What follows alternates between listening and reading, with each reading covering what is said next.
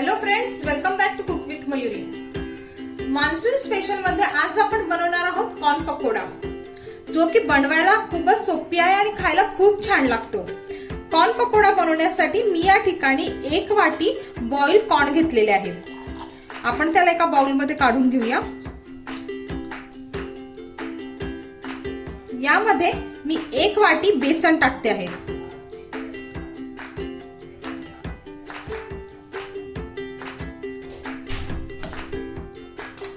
एक 3 ते 4 मोठे चमचे या ठिकाणी तांदळाचं पीठ आहे। एक बारीक चिरून घेतलेला कांदा,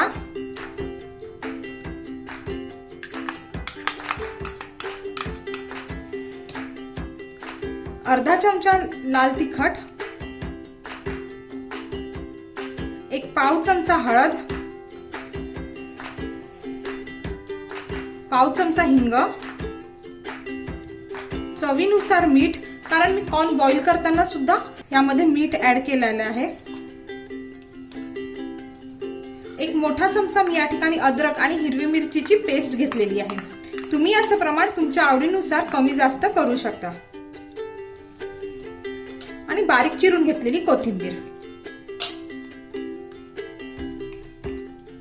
हे सर्व आपण व्यवस्थित असं मिक्स करून घेऊया।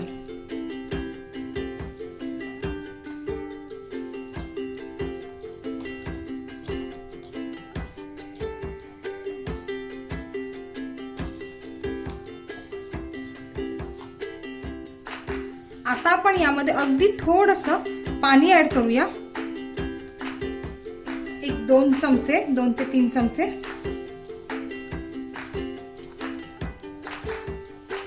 आणि परत आपण याला व्यवस्थित असं मिक्स करून घेऊया।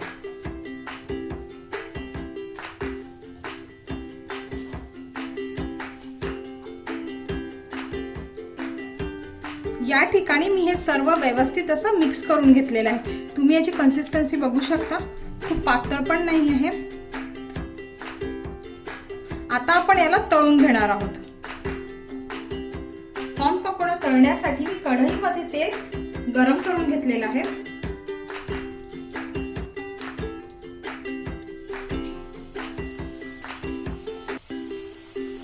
आता आपण हे तेलामध्ये टाकून घेणार आहोत।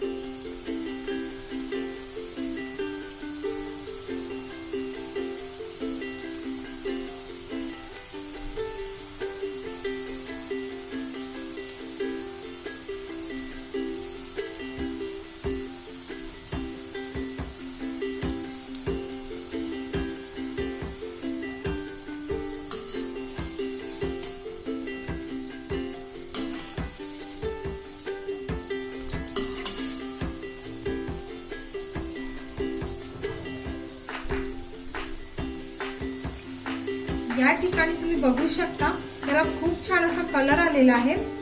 आपले तळून झालेले आहे। आता मी याला एखाद्या प्लेट वरती काढून घेते।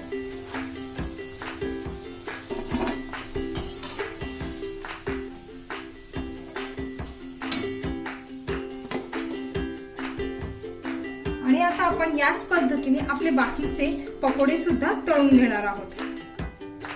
या ठिकाणी आपला कॉर्न पकोडा रेडी आहे, बघू शकता खूप सुरेख असा दिसतो आहे।